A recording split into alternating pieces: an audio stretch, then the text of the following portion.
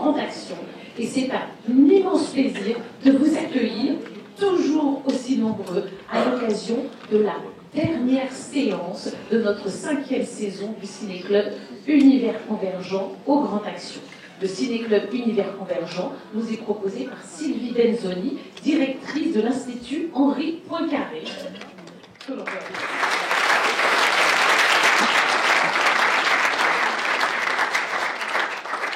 Quentin Lazarotto, responsable audiovisuel de l'Institut Henri Poincaré, est lui-même réalisateur. Quentin qui programme le ciné-club, qui l'organise, qui le gère avec une équipe formidable, dont Vaël là-bas à la caméra qui effectue toutes les captations. Et Marion à la com, Adrien et toute l'équipe formidable de l'IHP. Et alors ça y est, cette 5e saison se termine déjà, 6e saison se termine déjà, ça a passé comme un éclair, hein. C'est vraiment que de merveilleux films, que de débats. Même si Quentin nous a abandonnés 2 fois. Pour la bonne cause, alors pour ceux qui malheureusement n'étaient pas avec nous lors des 2 séances de printemps, Quentin est allé défendre son film au Festival de Londres et après au Festival de Tribeca.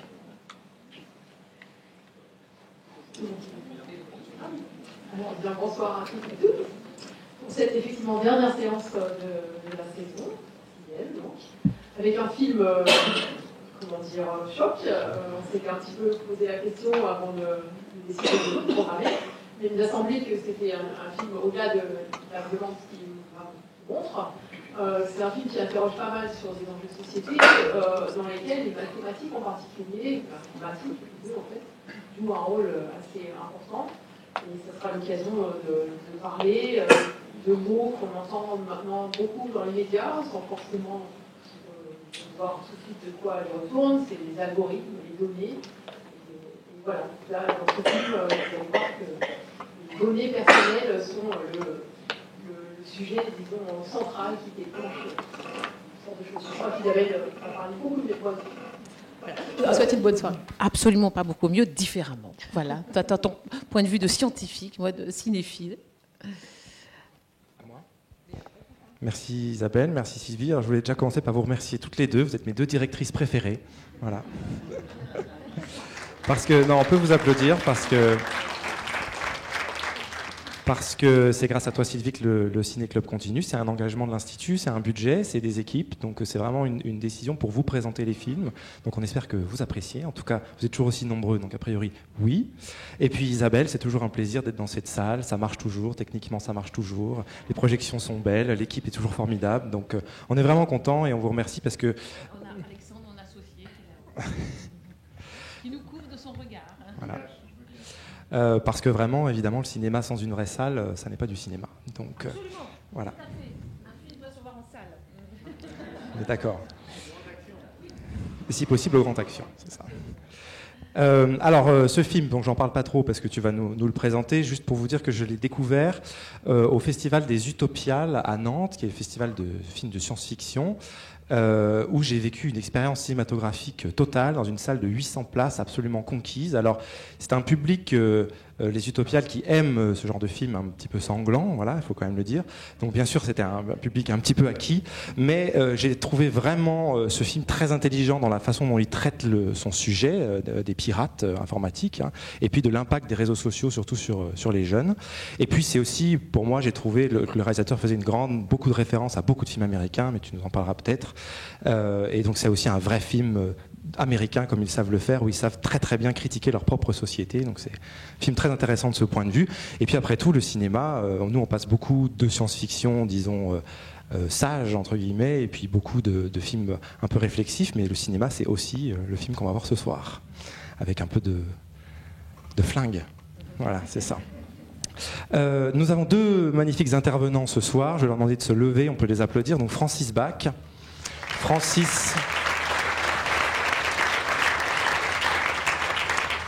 Francis est mathématicien et informaticien à l'INRIA, le grand institut d'informatique, et aussi professeur à l'École normale supérieure. Et donc il est spécialiste des algorithmes d'intelligence artificielle, et dont il pourra nous parler un petit peu de comment ces algorithmes sont utilisés dans les réseaux sociaux aujourd'hui. Et puis Mathieu Boutor. Mathieu, tu peux te lever.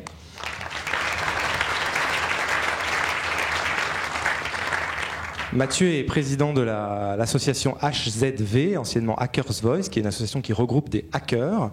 Et il est aussi président de l'événement La Nuit du Hack, dont il pourra peut-être nous parler un petit peu tout à l'heure. Et donc particulièrement bien placé pour nous parler du personnage du pirate que nous allons voir dans le film, et qui est un personnage dont le choix est intéressant. Et puis, je vais demander à Hazar de nous rejoindre. Hazar Kalatbari, qu'on peut applaudir.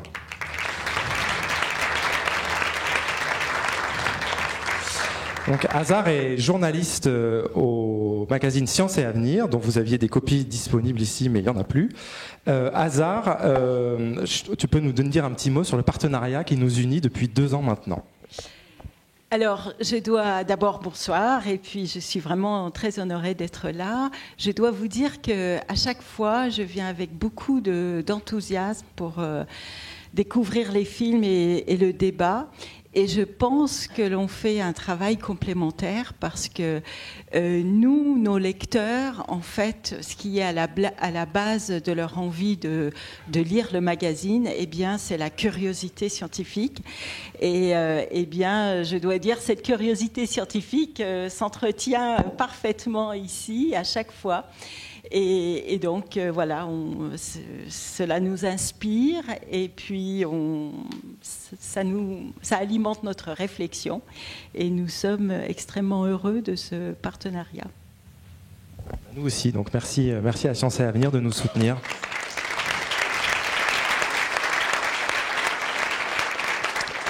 Voilà, pour terminer, nos autres soutiens sont bien sûr CNRS, Sorbonne Université, le Labex Carmin et le fonds de dotation de l'Institut Henri Poincaré, ainsi que l'intendance suivra, Bruno Toué, qui nous prépare à chaque fois un excellent cocktail pour ceux qui le choisissent et qui ont payé leur petit ticket. Ils peuvent nous rejoindre après au cocktail pour discuter un peu plus longuement avec les intervenants.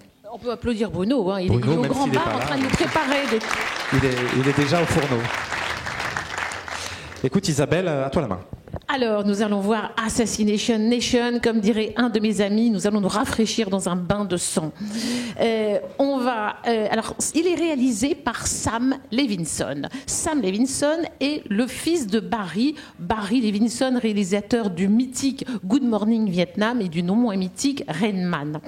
Il s'est fait connaître, Sam, en réalisant une série qui s'appelle Euphoria, diffusée sur la chaîne HBO, qui traite d'un groupe d'adolescents au parcours assez sombre. Donc c'est un homme qui s'intéresse à l'adolescence, au groupe d'adolescents, au groupe de jeunes adultes et à leurs pratiques. Il est scénariste au départ. Il a bien sûr scénarisé Assassination Nation et il a choisi la ville de Salem. Ce n'est évidemment pas un hasard. C'est la fameuse ville du Massachusetts où s'est déroulé en 1692 le fameux procès des sorcières de Salem.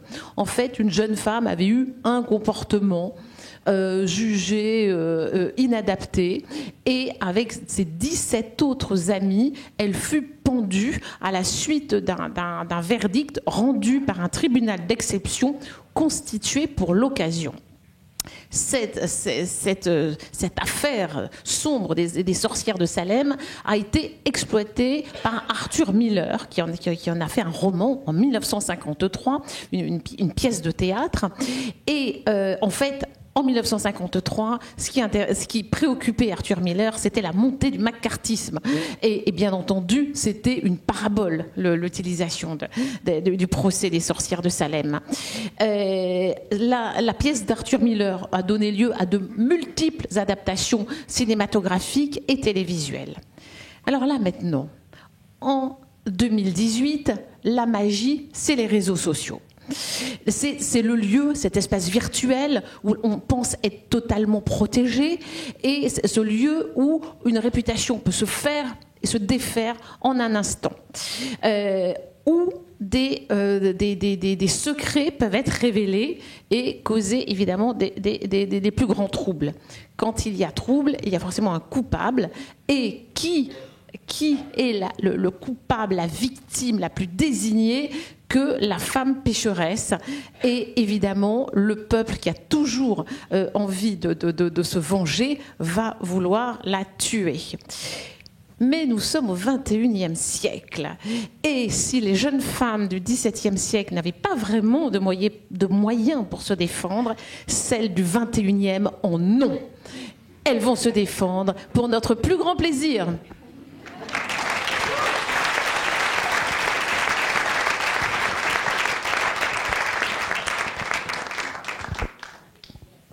On envoie l'hémoglobine. Bonne projection. My name is Lily Colson, and I'm 18 years old. These are my 3 best friends. And this is the story of how my town, Salem, lost its mind. We're good people! But let's start at the beginning. Dude, the principal got hacked. I'll give him 5 days before he commits suicide. I'm sorry, I just don't have any sympathy for people that get hacked. I think it was some, socially conscious vigilante hacker guy. I live for this type of scandal, to be honest.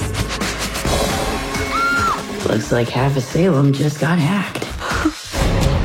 When 17,000 people's texts and emails get leaked, people get really weird.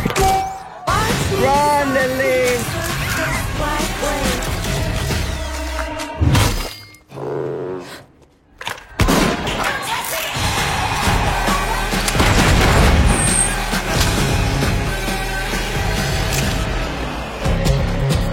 You may kill me, but you can't kill us all.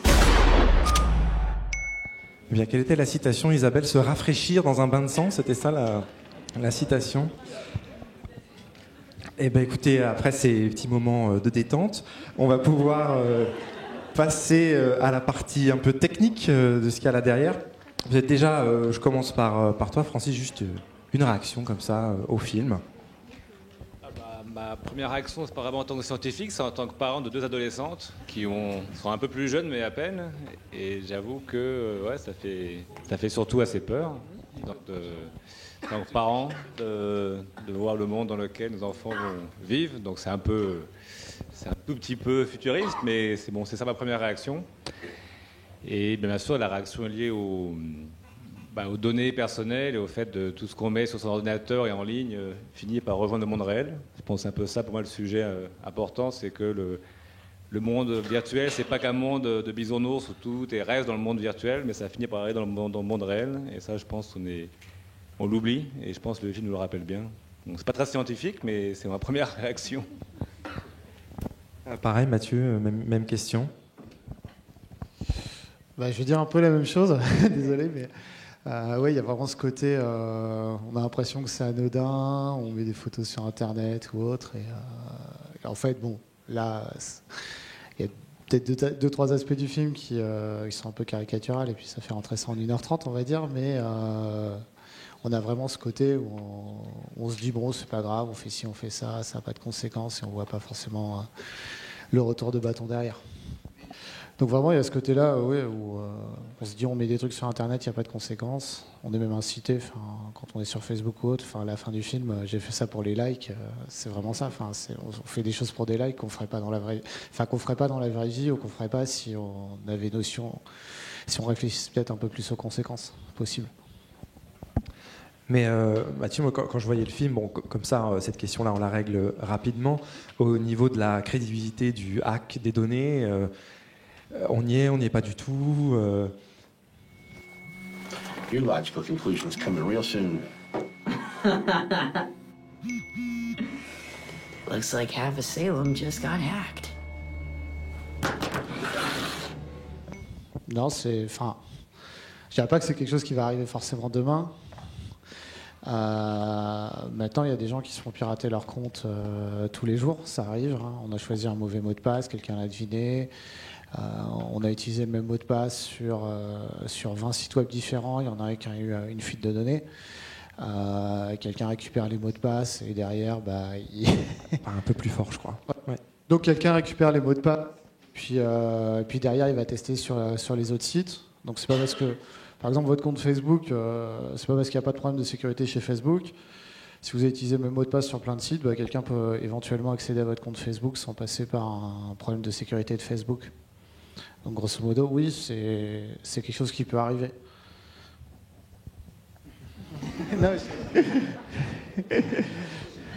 Mais le côté comme ça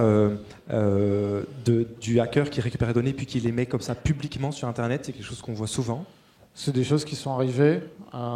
Généralement, j'ai pas vu d'exemple où la moitié d'une ville a vu ses données personnelles envoyées comme ça, mais sur des personnes un peu plus influentes, oui, ça arrive d'avoir des leaks de données personnelles, ça arrive d'avoir des boîtes mail. Souvent, c'est les boîtes mail, par exemple. On va avoir des exemples où pour une campagne politique, par exemple, on a eu aux États-Unis les boîtes mail du Parti démocrate qui se sont retrouvées sur Internet pendant la campagne. Sur des profils plus privés, c'est pas forcément toujours le cas, mais ça peut arriver. Ça peut arriver.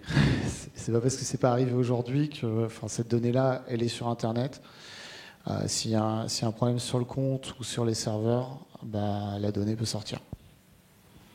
C'est un peu pessimiste, mais faut mieux prévenir que guérir.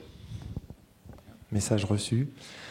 Francis, tu travailles avec les algorithmes de données, toutes ces données-là qui sont traitées. Qu'est-ce que tu peux nous en dire Déjà, peut-être juste une introduction sur comment c'est géré, comment ça fonctionne.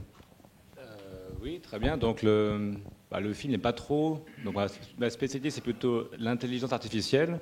Et finalement, le film en parle assez peu. Donc ce sont des vraies données, à part le Kosker qui dénonce Lily Colson. À part cela, c'est des vraies données, des vraies photos. Donc il n'y a pas vraiment de fake news à proprement parler. Et donc ça, c'est un peu quand on parle d'IA, souvent dans les réseaux sociaux, ça sert souvent à détecter, ils cherchent à le faire, c'est pas facile, hein, mais à filtrer les contenus interdits.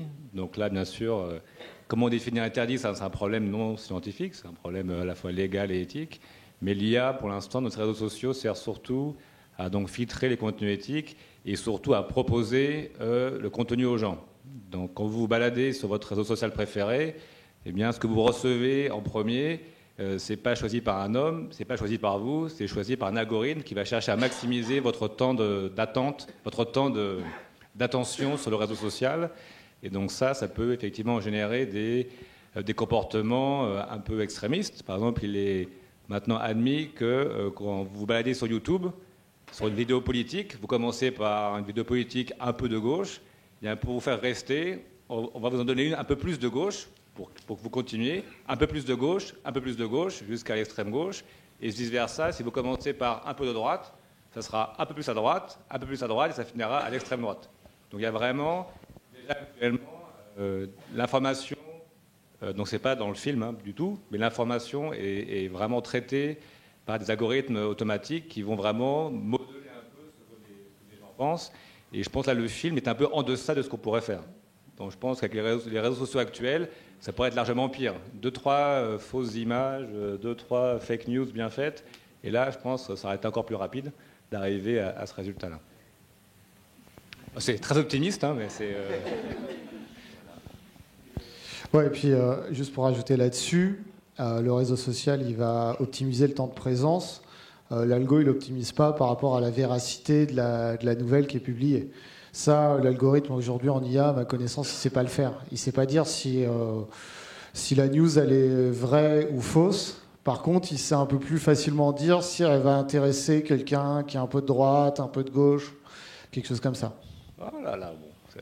Là, je pense qu'on commence à En gros, comme c'est vraiment un problème très important pour les réseaux sociaux, ils ont quand même mis des efforts. Donc je ne vais pas les défendre, parce que je n'ai pas envie de les défendre. Mais pour le coup, ils ont les données pour le faire et ils cherchent à le faire. Après, ça ne fonctionne pas totalement, ça je pense que c'est un fait. Mais je pense que quand même, il y a gros enjeux pour eux, même de communication. Et donc je pense qu'ils essaient de le faire, mais ça reste difficile, car il y a toujours... Donc ça, c'est le problème aussi des pirates, c'est que si on a des mesures préventives, les pirates vont s'adapter pour trouver une attaque qui passe à travers les filtres. Donc ça, je pense que ça rejoint les mêmes problèmes que le hacking classique. C'est qu'on va, s'il y a des contre-mesures, on les contourne. Et je pense que ça arrivera aussi pour les fake news. Oui, tout à fait. Enfin, tout à fait. Aujourd'hui, on va avoir par exemple, sur les fake news, on va avoir des bots qui vont influencer les algorithmes des réseaux sociaux pour qu'un contenu qui commence à être partagé soit de plus en plus mis en avant par les algorithmes. Et donc on va aussi jouer sur l'algorithme du réseau social contre lui pour diffuser ces fake news. Après c'est toujours attaque-défense, c'est-à-dire que le réseau social va mettre quelques contre-mesures. Il y a des personnes qui vont regarder un peu comment ça se comporte et comment passer un peu au travers. Et c'est un jeu du chat et de la souris. Et il y a toujours... Enfin, aujourd'hui, on a quand même pas mal de qui arrivent à passer à travers. Mais alors, le hacking, peut-être un petit mot, comment ça se passe? Quelles sont les techniques qui sont mises en œuvre? Est-ce qu'il faut de la puissance de calcul? Est-ce qu'il faut être malin? Est-ce qu'il faut être en groupe? Est-ce qu'il faut être en bande? Enfin, on entend plein de choses et on ne sait pas exactement comment ça se passe. Est-ce que tu peux nous donner peut-être un petit panorama? Alors, il y a plein de méthodes de hacking. Ça va de... par exemple, pour trouver des informations compromettantes sur quelqu'un, en fait, Google, par exemple, est un très bon allié. On va avoir ces réseaux sociaux qui... en fait, déjà, il y a toute la donnée qui est publique. Donc, tout ce que vous avez mis, vous pensez que c'est un peu filtré, mais c'est disponible aux amis des amis, et ainsi de suite. Donc, il y a cette première partie-là. Après, le point faible, en général, de notre sécurité, c'est nos mots de passe. Parce qu'on choisit des mots de passe qu'on arrive à retenir, on choisit souvent, on réutilise souvent le même mot de passe.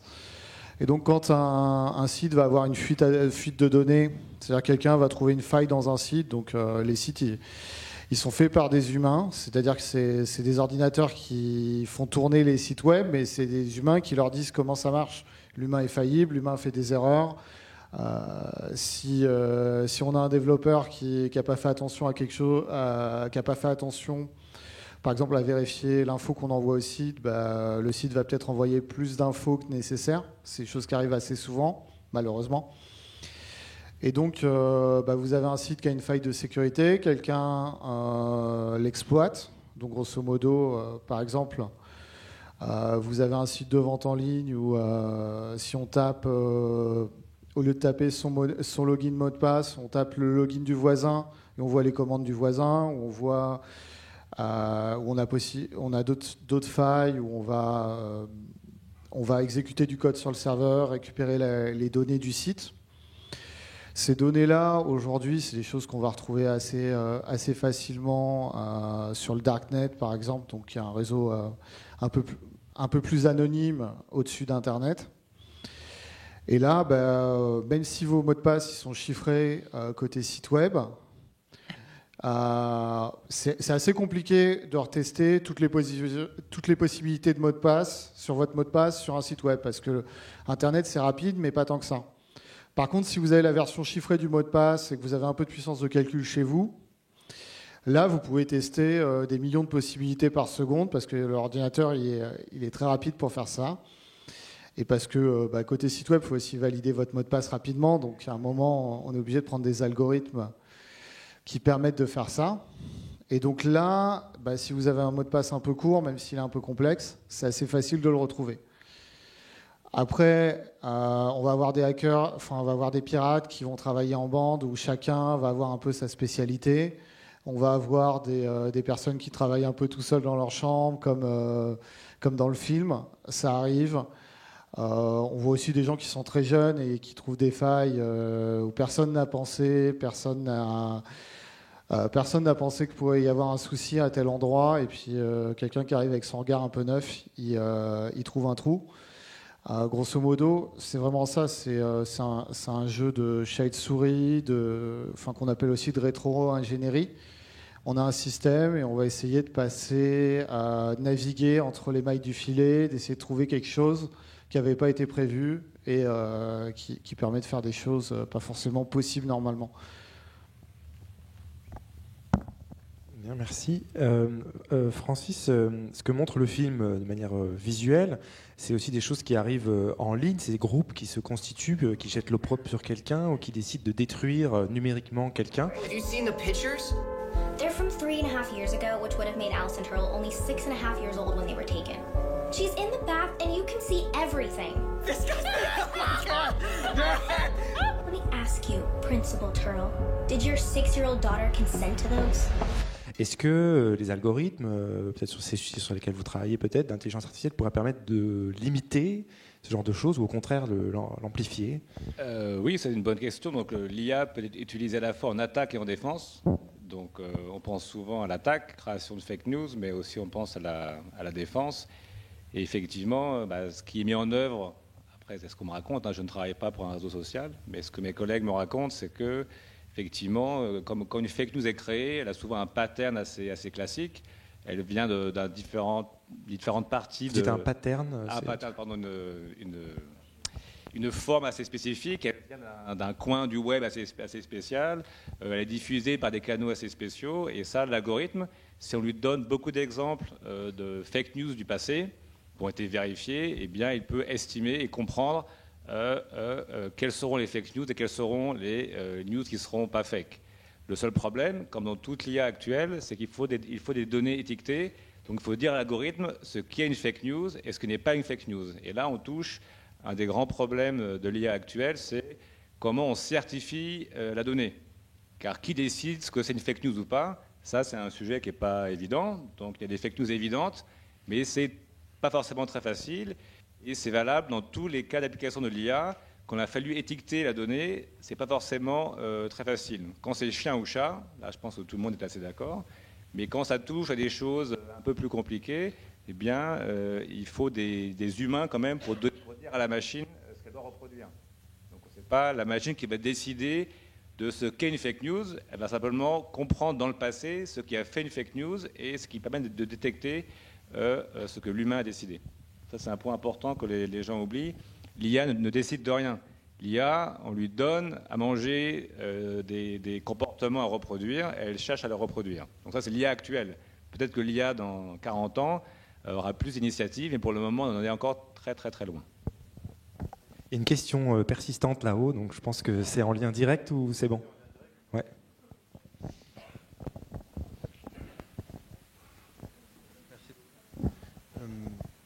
Par rapport à ça, justement, je me demandais si, quand vous en parliez, il était envisagé éventuellement, je ne sais pas dans quel cadre précis vous parlez de ça, parce que je ne suis pas sûr d'être spécifiquement confronté à ce dont vous parlez, mais éventuellement si, peut-être que vous me le direz, mais en tout cas, est-ce qu'il est envisagé des solutions du type, comme sur Wikipédia, attention, cette information n'a pas été vérifiée, et du coup, dans l'attente de la vérification, on avertit, en fait, une sorte de...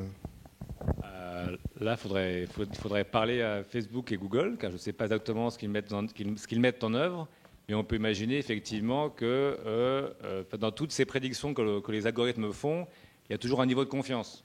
Donc quand le niveau de confiance est très très sûr, donc là on la filtre, et quand elle n'est pas très très sûre, eh bien on dirait, on met un feu orange par exemple. Oui, je pense que c'est ce qui devrait être mis en œuvre s'il y a du bon sens, mais bon, le bon sens, les réseaux sociaux, ça va pas toujours bien ensemble.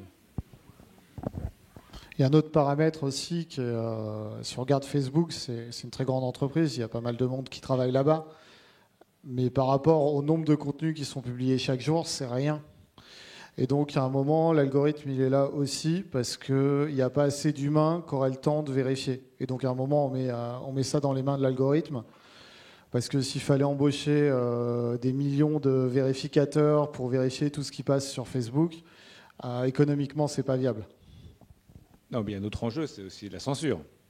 Donc après, tout filtre peut être une censure, et donc ça ouvre des débats, et je pense que même les débats actuels, en France, il y a des débats sur la liberté de la presse et de la censure. Donc pour filtrer les contenus que tout le monde s'accorde à dire sont mauvais, eh bien, en fait, la censure, techniquement, c'est de la censure, qui est peut-être justifiée. Et là, on dépasse le cadre scientifique, c'est plutôt un cadre... c'est une question de société. Est-ce que le gouvernement doit décider ce qui peut être publié sur Internet ou pas? Est-ce que c'est une multinationale américaine qui doit le faire? Il n'y a pas forcément de bonne solution. L'état de la recherche, du coup, dans ce domaine-là, qu'est-ce qui est l'élément, le facteur limitant? Est-ce que c'est la puissance de calcul? Est-ce que c'est faire des algorithmes plus performants? Est-ce que c'est mieux gérer les données? Comment ça marche?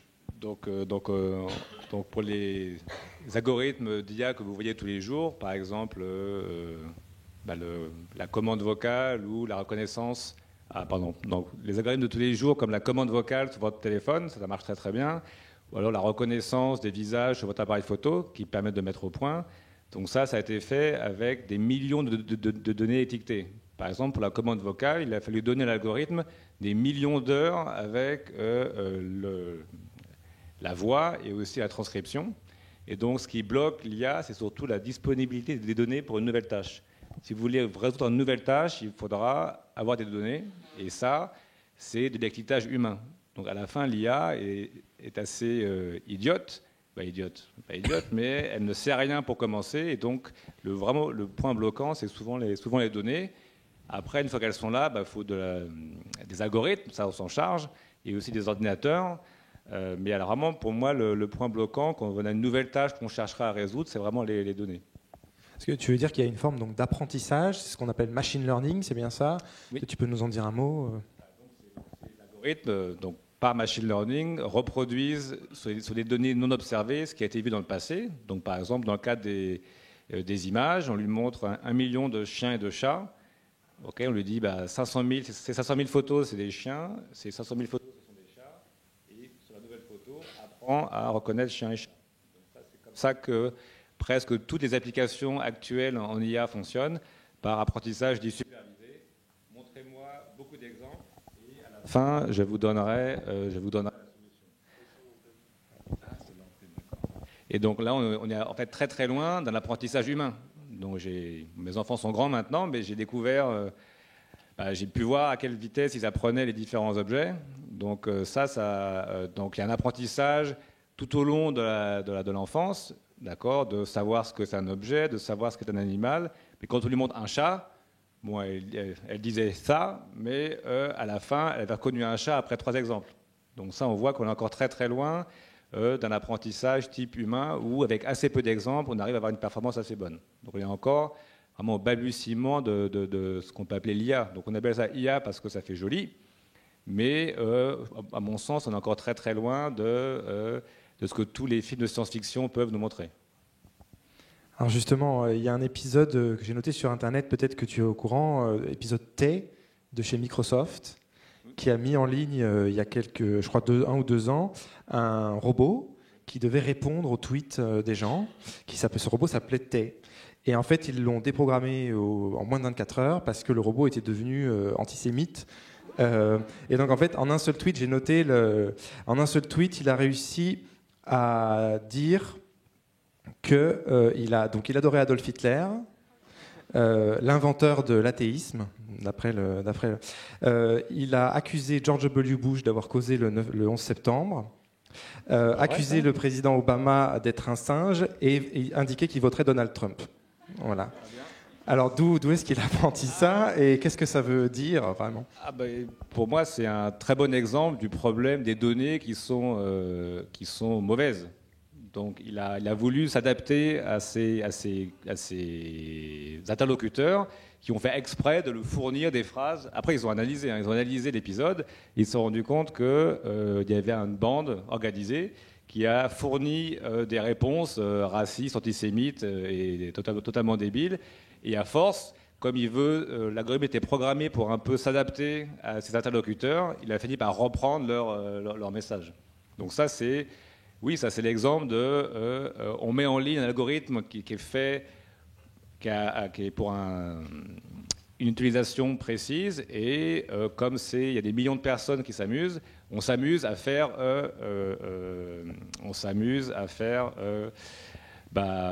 essayer de prendre la machine, de casser la machine. Donc ça, c'est un peu un jeu. Et je pense que tout algorithme qui sera mis en ligne comme cela, il y aura des petits rigolos qui vont chercher à la prendre en défaut. Voilà. Donc là, c'était vraiment très rapide, ce qui est un peu surprenant. Mais je pense que pour les prochaines versions, ils feront attention. Alors justement, ils feront attention, ce machine learning, c'est vraiment contrôlable? Est-ce qu'on a la main dessus ou est-ce qu'à un moment donné, quand on appuie sur le bouton, ça démarre et puis comment ça marche? Est-ce qu'on peut l'orienter dans une direction, dans une autre? Après, on lui donne les données que l'on cherche à reproduire. Donc l'utilisateur choisit ce qu'il faut faire. S'il choisit mal, il ou elle, ça c'est communément, c'est également réparti. Si elle ou elle choisit mal les données qu'il faut reproduire, la machine reproduira les mauvaises données. Et il y a eu un exemple récent avec Amazon qui, pour proposer des offres d'emploi à ses clients, eh bien, a reproduit les biais classiques des emplois, a proposé moins d'emplois d'informaticiens aux femmes et plus d'emplois de caissières aux femmes, parce que ces données étaient comme cela. Donc la machine, quelque part, ce n'est pas de sa faute, c'est de la faute des données. Et les données, ce sont des hommes qui les ont rentrées, qui les ont proposées, des hommes et des femmes qui les ont proposées, et pas la machine. Donc souvent, il faut faire attention que la machine ne fait reproduire que le biais existant dans les données, et ces données reproduisent les biais existants dans la vie de tous les jours. Donc il n'y a pas de monde virtuel parfait, ce sont le monde réel qui influe les données, et donc qui influe comment l'algorithme réagit. Merci. Mathieu, donc, tu es président d'une association qui regroupe des hackers, et tu m'avais parlé de hackers éthiques. Alors, qu'est-ce qu'un hacker éthique comparé à un pirate ? Le hacker éthique, si on reprend un peu le film, on a un hacker qui est un peu éthique au milieu du film. Bon, il passe quand même un sale quart d'heure dans la baignoire, hein, où il n'est pas à l'origine du truc, mais il a quand même essayé d'utiliser les mêmes techniques pour voir un peu qui c'était. Bon, après, voilà. À un moment, il sauve sa peau. Hein. On ne saura jamais s'il avait vraiment trouvé de la data sur Lily ou si c'était juste sa façon de se sauver. We know that you're behind this, Marty. We know it. I swear I didn't. You didn't do it. Well, somebody did it, Marty. And if it wasn't you, then who was it? You need to give us a name. Marty, who did it? I don't know for Marty? sure. I don't know for sure, but I think it's Lily Colson. Say that name again. Lily Colson. You don't know for sure? No, I was monitoring data traffic, and I saw her IP address.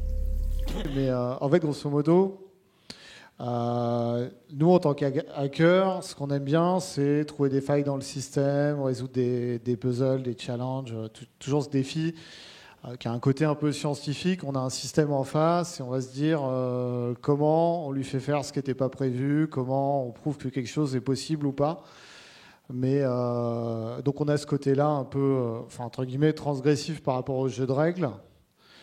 Et derrière, une fois qu'on a trouvé une vulnérabilité, qu'est-ce qu'on en fait ? Si demain, on a un hacker, par exemple, qui trouve comment regarder toutes vos photos privées sur Facebook parce qu'il y a un truc qui est mal configuré, qu'est-ce qu'il fait ?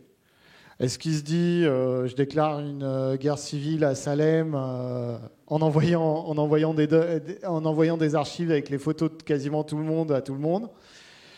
Ou est-ce qu'il se dit je vais voir Facebook, je vais leur expliquer qu'il y a un truc un peu grave. Aujourd'hui, Facebook, ils ont un programme qui s'appelle Bug Bounty, désolé pour l'anglicisme. Donc grosso modo, si vous allez voir Facebook, si vous allez voir plein d'autres grosses sociétés aujourd'hui, vous leur dites qu'il y a un gros trou de sécurité dans votre site web. Ils vont dire merci, vous avez fait quelque chose qui est super intéressant pour notre compagnie. Et donc, on va vous donner un chèque pour vous remercier. Donc, il y a tout ce côté-là, hacker éthique, où on va se dire, bon, c'est pas forcément toujours mercantile. Hein, on avait des hackers éthiques dont le but, c'était qui allait aider à sécuriser, parce qu'on est aussi utilisateur d'Internet et ça nous arrange que ça soit sécurisé. On avait des remontées, on a des gens qui remontent des vulnérabilités sur des services ou d'autres, même s'il n'y a aucune récompense à la clé. Mais à un moment, on se dit, on s'est amusé 2-3 secondes, 2-3 secondes, souvent c'est un peu plus long, on s'est amusé à trouver un truc qui n'était pas censé exister, et derrière, on va aider la personne en face en lui disant, voilà, comment faire pour quelqu'un de moins, pour qu'il n'y ait personne de moins bien intentionné qui en fasse un usage aux dépens des utilisateurs, qui l'utilisent pour espionner, que ça soit des pays qui vont utiliser des failles informatiques pour espionner leurs voisins, que ça soit des ransomware, donc comme ça a pu exister par exemple l'année dernière. On va avoir des virus qui vont bloquer tout le réseau d'une entreprise et demander de payer une rançon. Ça c'est des choses qui arrivent parce qu'il y a une vulnérabilité au départ. Et donc, à un moment, le but, c'est aussi, c'est de dire, on s'amuse à trouver des failles de sécurité. Et derrière, le but, c'est quand même qu'elles soient résolues pour qu'on vive dans un environnement un peu plus sécurisé. Alors justement, comment on sécurise de la donnée? Juste peut-être comme ça quelques exemples, mais est-ce qu'il s'agit de faire moins de transferts de données, qu'elles restent plus au même endroit? Est-ce qu'il s'agit de trouver des algorithmes plus puissants? Est-ce que l'intelligence artificielle peut aider à sécuriser? Ou est-ce qu'il faut juste des machines plus puissantes pour avoir des meilleures clés? Ce serait quoi la meilleure solution? Alors déjà, on ne va pas sécuriser sans effort. Il y a toujours un effort. Par exemple, si vous, en tant qu'individu, tout le monde dans cette salle se dit « Qu'est-ce que je peux faire moi pour avoir moins de risques de fuite de données ?» Par exemple, ça va être utiliser des mots de passe différents sur tous les sites web, ce que je disais un peu au début. Donc ça nécessite de se dire, plutôt que de taper le mot de passe que j'ai l'habitude, que je connais par cœur, je vais utiliser un petit logiciel qu'on appelle un password manager qui va connaître un peu mes mots de passe, que je laisserai que sur mon ordinateur, et qui va me permettre de sécuriser. Mais par contre, c'est toujours un effort en plus. Côté service en ligne, c'est aussi la même chose. Maintenant, ce qu'il faut bien voir quand on veut sécuriser, c'est de se dire qu'est-ce qui peut arriver de pire, comment je priorise ce que je sécurise. Et il y a un point tout à l'heure, on parlait des données personnelles en disant que c'est très utile. Enfin, les jeux de données vont être très utiles pour entraîner l'IA. Les données personnelles, ça peut être très utile pour aussi plein de services en ligne. Par exemple, plus Facebook va vous connaître, plus il va être en mesure de vous faire rester sur le réseau social. D'un autre côté, plus vous allez de données, plus le risque que ces données fuitent va être important. Si on regarde le film qu'on vient de voir, on aurait mis ce film-là il y a 10 ans. On avait très peu, beaucoup moins de données sur Internet. On n'aurait pas eu les mêmes conséquences. On avait déjà tous des boîtes mail et ainsi de suite. Mais les conséquences n'étaient pas tout à fait les mêmes. On n'avait pas toutes les minutes quasiment de notre vie qui étaient disponibles dans nos téléphones ou ailleurs. Donc c'est toujours important de comprendre que, aujourd'hui, l'or noir, c'est vraiment la donnée.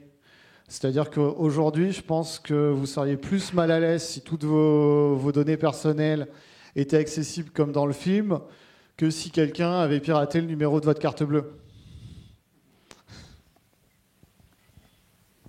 Alors, on va pouvoir passer aux questions du public, s'il y en a. Alors, ne soyez pas timides. Et il y en a.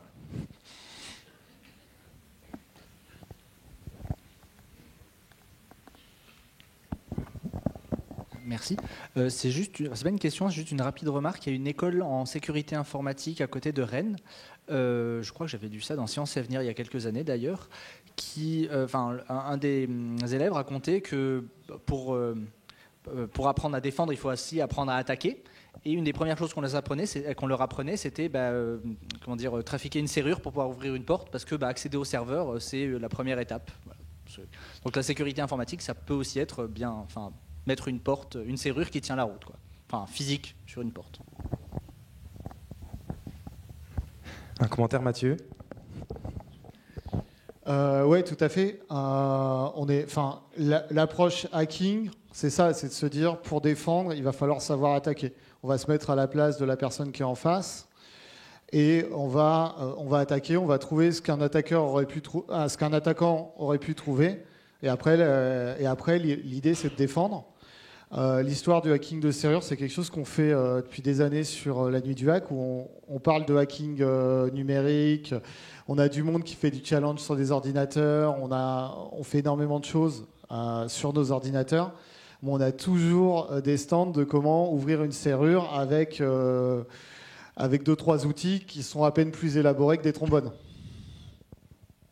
Parce qu'à la fin, c'est bien d'avoir son ordinateur qui est super sécurisé avec un super mot de passe, mais s'il suffit d'ouvrir la serrure, de prendre le disque dur pour partir avec la donnée, c'est pas top.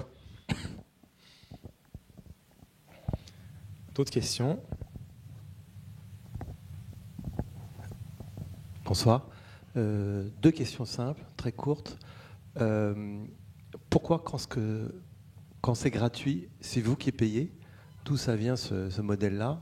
Et deuxième question, pourquoi sur Internet, donc dans les données, dans le mobile, enfin tout ce qui est en réseau, le droit à l'oubli n'existe pas. Merci.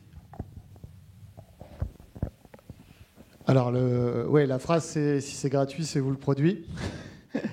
En fait, à un moment, il n'y a personne qui fait quelque chose gratuitement. C'est assez rare. C'est-à-dire que soit quelqu'un... donc ça arrive... Il y a le Ciné-Club Univers Convergent. Ouais, mais... Je ne sais pas si tu fais ça gratuitement ou tu fais ça parce que tu as des convictions et tu penses que ça vaut le coup d'investir du temps, d'investir un peu pour partager une passion ou autre. C'est ce que je fais sur la Nuit du Hack. Hein. C'est-à-dire que je le fais bénévolement, mais je le fais parce que c'est quelque chose auquel j'y crois. Et donc ça, c'est donc vous avez des associations à but non lucratif, donc vous avez des gens qui font des choses gratuitement, quand même, sans avoir des arrière-pensées mercantiles ou autres. Maintenant, aujourd'hui, pour mettre en place un réseau social comme Facebook avec 2 milliards de comptes, c'est loin d'être gratuit. Et le but de personnes comme Mark Zuckerberg, c'est d'abord d'avoir un certain gain d'argent par rapport à leur effort.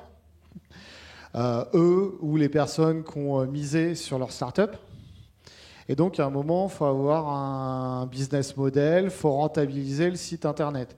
Au début, on s'est dit, c'est simple, on met de la pub. Ça, c'était début des années 2000, fin des années 90. Puis on s'est rendu compte, enfin les mecs qui mettaient de la pub, à un moment ils se sont rendus compte que ouais, ok, mais c'était pas rentable de mettre de la pub, c'est-à-dire qu'il fallait payer assez cher pour avoir de la pub, et il ne faisait pas tant de ventes que ça, c'était pas rentable. Donc à un moment on s'est dit bon, les gens ils sont quand même habitués à la pub, donc ils sont habitués à pas payer. C'est-à-dire qu'aujourd'hui, si je vous dis pour accéder à Facebook c'est 2 € par mois, je suis pas sûr qu'il y ait grand monde qui paye. Et donc Facebook, il a pris le problème de l'autre côté en se disant qu'est-ce que j'arrive à valoriser ? J'arrive à valoriser d'avoir de la pub plus ciblée, de mieux connaître mes utilisateurs. Ça, j'arrive à le valoriser. Et donc aujourd'hui, ce qui vaut cher, c'est pas d'afficher une pub sur Internet comme à la fin des années 90. Aujourd'hui, ce qui vaut cher, ce que va chercher un annonceur, c'est de dire j'ai une voiture pour un cadre supérieur, plutôt un homme qu'une femme. J'ai envie de la vendre à tel profil. Facebook, donne-moi le profil et je vais afficher les pubs qu'à ces personnes-là. Et donc, si vous êtes une jeune femme qui rentre dans la vie active, vous verrez jamais la pub pour la grosse berline allemande. C'est ça qui fait que la donnée, en fait, la donnée qu'on va donner ce qu'on va donner à la plateforme, c'est ce qui va permettre à un moment de rentabiliser la plateforme. C'est-à-dire que nous, on a quelque chose qui est gratuit. La personne en face doit gagner de l'argent, parce que sinon, ça ne marche pas pour leur entreprise. Personne ne monte d'entreprise pour ne pas être à minima rentable.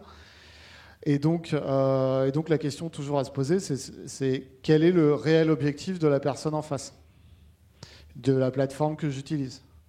Et comment moi, je vais essayer d'en tirer le meilleur sans me faire avoir. C'est-à-dire, comment je vais essayer de casser un peu l'algorithme de Facebook et dire non, mais c'est pas parce que j'ai une notification sur mon téléphone que je vais cliquer à chaque fois. Ça, c'est des choses... Enfin, à un moment, c'est important de déconstruire un peu le modèle en face. Et donc, c'est pour ça qu'il y avait cette question. Oui, si c'est gratuit, il faut que je me méfie. Ça ne veut pas dire qu'il ne faut pas utiliser tous les... Enfin, il y a des services gratuits, ça peut être intéressant de les utiliser, mais il faut les utiliser sciemment, il faut déconstruire un peu le modèle qui est en face. Et j'ai oublié la deuxième question. Et le droit à l'oubli. Le droit à l'oubli. Le problème sur Internet, c'est que la donnée, elle est très facile à copier. Donc, et on a même des effets inverses. On a quelque chose qu'on appelle l'effet Streisand, qui est inspiré de Barbara Streisand, qui avait vu des photos prises d'avion de sa villa, qui a essayé de les faire interdire sur Internet. Et en fait, il y a toujours un côté qu'on voit sur les réseaux sociaux, mais qui est un peu côté naturel.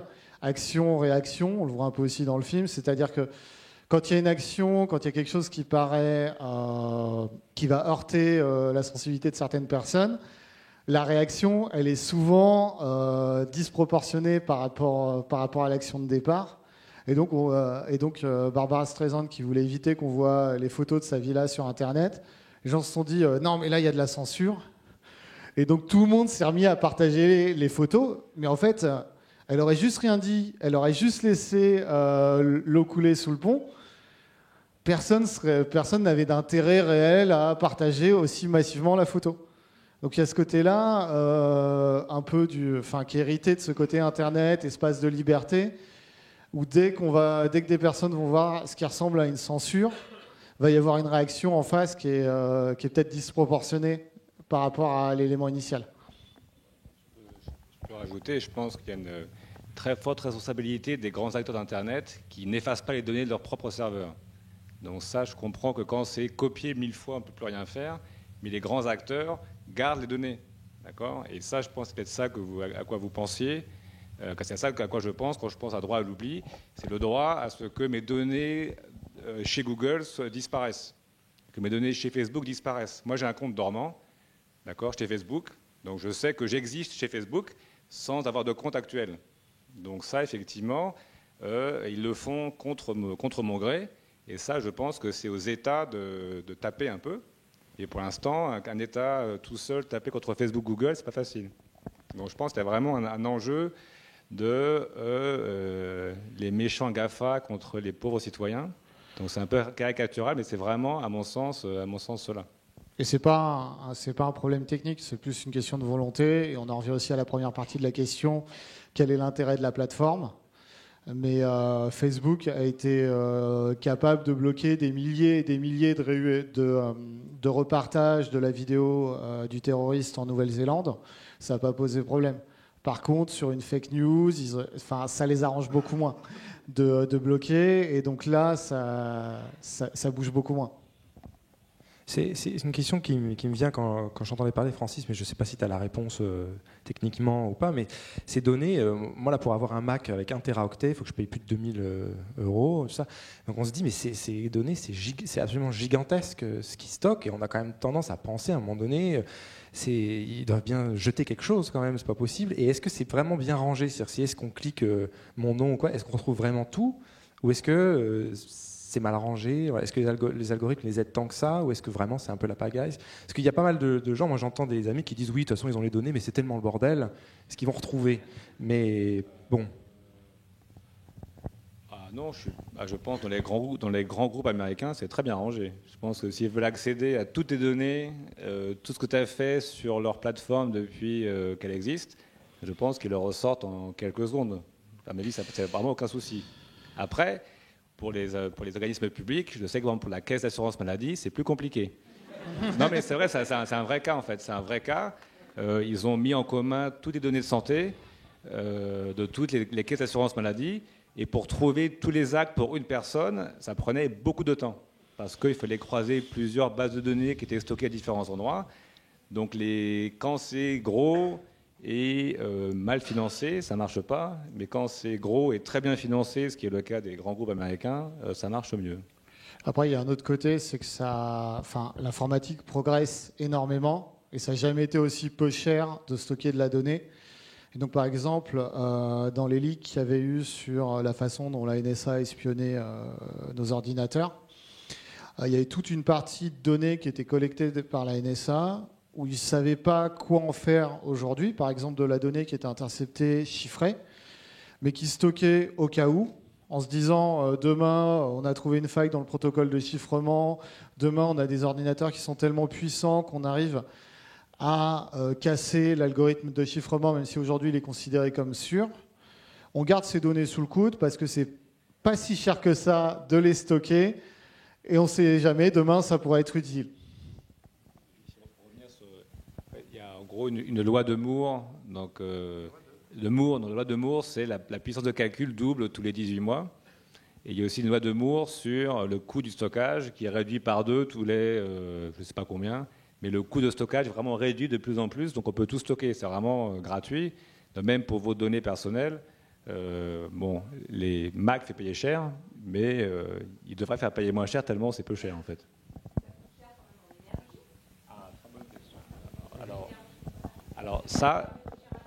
Alors ça c'est une très très bonne question, et ça c'est un gros secret. Tous ces grands groupes américains vont jamais divulguer la quantité totale d'énergie qui a été dépensée. Donc il y a des chiffres qui circulent. D'accord ? Par exemple, une requête Google coûterait une pile 3A en énergie. Il y a certains articles de recherche de grands groupes américains qui, pour l'élaborer, il a fallu utiliser la consommation électrique d'un foyer français pendant 100 ans. Donc c'est un coût, c'est un vrai souci pour le futur. On ne pourra pas continuer comme cela. Donc après, ils ont des solutions de mettre des centres de données dans les pays froids, mais il y en a de moins en moins, comme on peut le voir aujourd'hui. Mais ça, c'est un vrai souci. Et même dans nos conférences scientifiques, on commence à en parler sérieusement. Comment faire de l'algorithmique ? Pour moi, c'est de l'intelligence artificielle de manière moins gourmande en quantité de calcul, donc en énergie. C'est une très bonne question. Il n'y a pas énormément de chiffres, mais quand on voit que les gros acteurs comme Amazon, Facebook, aujourd'hui ne se contentent pas de créer des centres de données, mais se mettent aussi à créer leurs propres centrales solaires, éoliennes ou autres, on se doute qu'il y a quand même des grosses consommations en jeu. Autre question ? Oui, ça serait pour bien comprendre ce que vous disiez tout à l'heure sur les rapports entre algorithmes et puis l'intelligence artificielle, et puis en même temps, on leur a donné de mauvais éléments, enfin, risque d'erreur. Bon, on parle beaucoup, je ne sais pas où ça en est, mais de justice prédictive, par exemple. Mais de justice prédictive. Mais pareil, je pense que c'est assez semblable si une compagnie d'assurance s'interroge, monsieur Untel a eu tant d'accidents de santé, dont celui-ci, est-ce que je vais encore l'assurer ou à quel prix ? Bon, c'est un peu la même chose. Donc effectivement, à la limite, ça repose sur l'idée bien connue depuis toujours, qui vole un œuf, vole un bœuf. Donc une espèce de... La suite est logique, prévue, et l'individu, bon, à la limite, on va l'enfermer tout de suite. Quand Sarkozy essayait de dire qu'il faut suivre les enfants qui ont des problèmes de comportement très graves dès 2-3 ans, tout était déjà plié, en quelque sorte. Alors, comment ça fonctionne, cette chose-là ? Où est le biais ? Les biais possibles, éventuellement. Et je sais également, j'ai vu un reportage sur Arte, je crois, il y a des villes américaines, et ça intéresse aussi la police allemande, qui, à partir d'un repérage, des cambriolages, par exemple, dans des quartiers, etc., vont affecter plus de police à un moment donné. Mais, quelque part, en même temps, c'était une prédiction à caractère socio-racial, enfin, en quelque sorte. Donc, la justice prédictive, moi, je suis très fortement opposé. D'accord, c'est qu'une machine décide de qui ira en prison ou pas. Je pense que c'est révoltant, et j'espère qu'en France, ça n'arrivera jamais.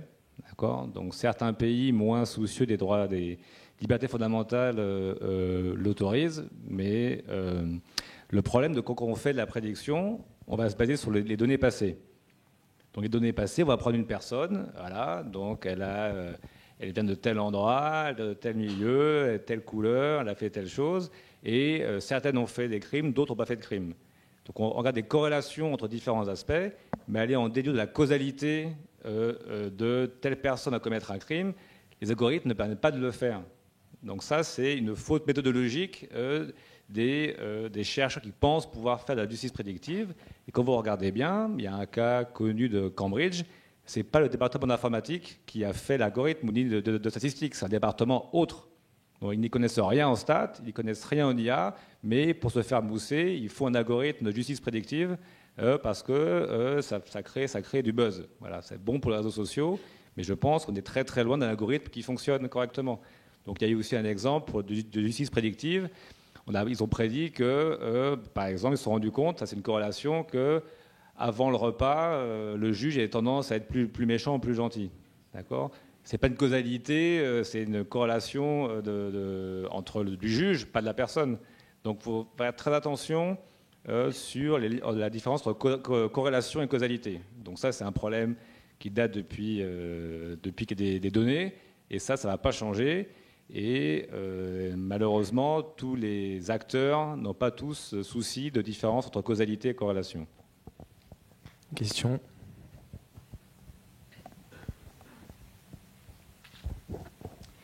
Oui, alors moi j'ai une question, mais c'est pas une question sur le débat, c'est une question sur le film. En fait, j'aimerais bien savoir pourquoi il y a des plans qui sont pris proches et pour faire réaliste, ils secouent la caméra. Alors là, c'est une manie qui semble être prise depuis les films des frères Dardenne qui ont eu la Palme d'Or à Cannes. Alors, j'aimerais savoir pourquoi est-ce que moi je prendrais le film avec mon téléphone portable comme ça à la main, ça bougerait moins que ce qu'ils ont fait là-dedans. Mais Jacques, tu ne crois pas si bien dire, puisqu'on parle d'algorithmes, il existe aujourd'hui des programmes sur les logiciels de montage pour faire trembler l'image, parce que les équipes américaines savent beaucoup mieux filmer que ça, mais ça fait trembler l'image. Mais c'est vraiment une mode, et je pense que c'était aussi pour faire appel pour rappeler tout ce qui est les vidéos Instagram que les jeunes filment, qui sont quand même très tremblantes, même si. On s'est embêté pendant 20 ans à les détrembler, et vous les retremblez. Oui. En même temps, aujourd'hui, un des plus gros usages de l'IA, c'est de mettre des filtres sur Snapchat. C'est le plus gros usage de l'IA au jour le jour.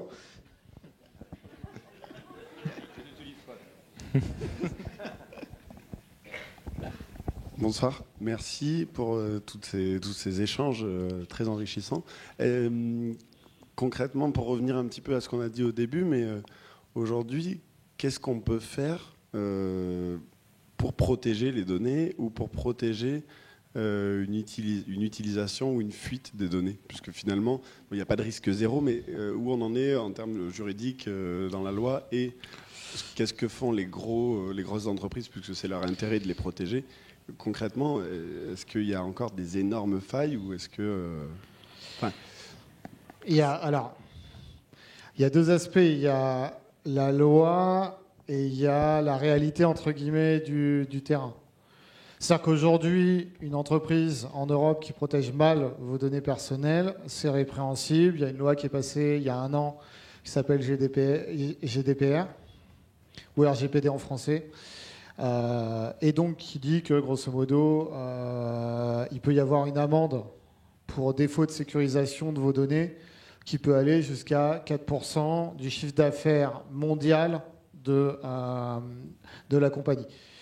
Donc ça, c'est la loi. Maintenant, demain, Facebook sécurise mal votre profil. Il y a eu des fuites de données chez Facebook par différents biais. Pas de tous les profils en même temps ou autres, et pas de toute la donnée, parce qu'il y a quand même pas mal de mesures de sécurité qui font qu'aujourd'hui, c'est pas forcément... c'est très peu probable que tout fuite en même temps, et aussi parce que c'est des volumes de données tellement impressionnants que quelqu'un va s'en rendre compte et va tout couper avant.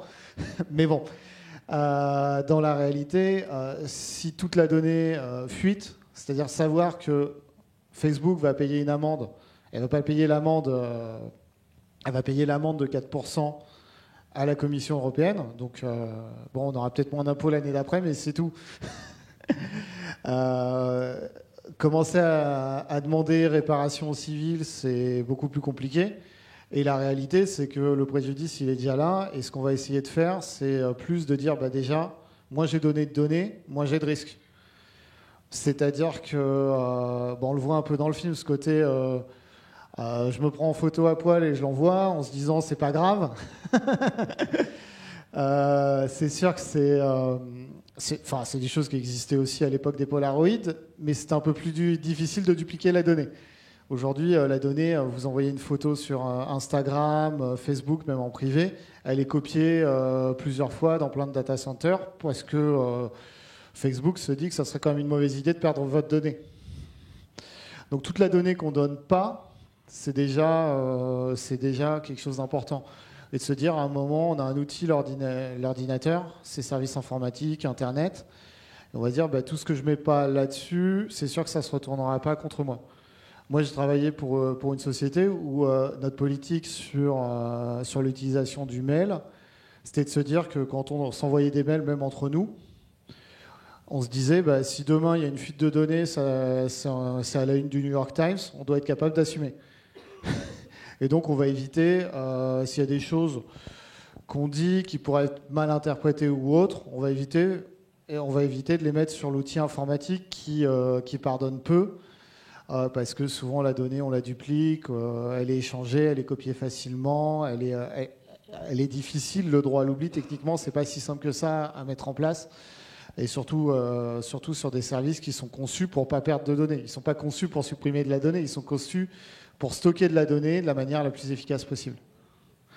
Donc ça va être on va éviter de donner de la donnée. On va faire attention aussi à qui on donne de la donnée. Alors c'est pas toujours simple parce qu'il y a un effet de groupe aussi sur les réseaux sociaux, c'est-à-dire que on a des alternatives à Facebook, à Twitter qui existent aujourd'hui. Par exemple, sur Twitter, vous avez Mastodon, où la donnée, elle n'est pas sur une seule entité, mais on a plein d'associations ou de boîtes qui sponsorisent des serveurs et c'est totalement décentralisé. Donc là, le risque n'est plus du tout le même. Par contre, oui, il y a beaucoup moins de personnes sur Mastodon aujourd'hui. Donc sur le réseau social, nos amis ne sont peut-être pas sur Mastodon aujourd'hui et donc on va rester sur Twitter. Après, ça peut être intéressant de se dire quand on a envie d'envoyer un truc privé à un ami, de ne pas faire un message privé Twitter, mais de lui en parler directement. Ou d'utiliser, on a aussi aujourd'hui des messageries chiffrées, comme vous avez WhatsApp, Signal, Telegram, où là, ce n'est pas forcément parfait, mais la messagerie est conçue pour que deux utilisateurs qui parlent entre eux aient leur propre clé de chiffrement, et ce qui passe par les serveurs de la messagerie est chiffré avec des clés de chiffrement sur des algorithmes qu'aujourd'hui on ne sait pas déchiffrer en un temps viable, c'est-à-dire qu'il faudrait des milliers d'années, peut-être des centaines, mais voilà, le risque est très faible. Et donc le serveur de messagerie ne peut pas regarder ces messages-là. La difficulté, c'est qu'aujourd'hui, Facebook, qui a par exemple cet algorithme-là sur WhatsApp, a un peu de mal à faire de l'argent avec WhatsApp. Il nous reste malheureusement plus de temps pour les questions, mais le débat continuera au niveau du poids. Juste, je vous pose une dernière question, vous me répondez par oui ou non. Je reprends la question qu'une des filles pose dans le film. Elle dit de toute façon, il y en a qui ont décidé qu'il n'y avait plus de vie privée sur Internet, et il y en a qui se battent pour la défendre. Alors vous êtes de quel côté ? Du deuxième côté, on se bat pour la défendre. Pareil. Écoutez, il ne reste plus qu'à vous applaudir. Merci, messieurs.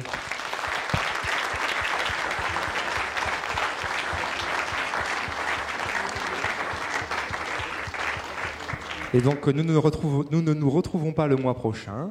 Mais en revanche, guettez le site de l'Institut Henri Poincaré pour l'annonce du programme 2020 qui arrivera d'ici la fin de l'année, je pense, puisqu'on reprendra en janvier.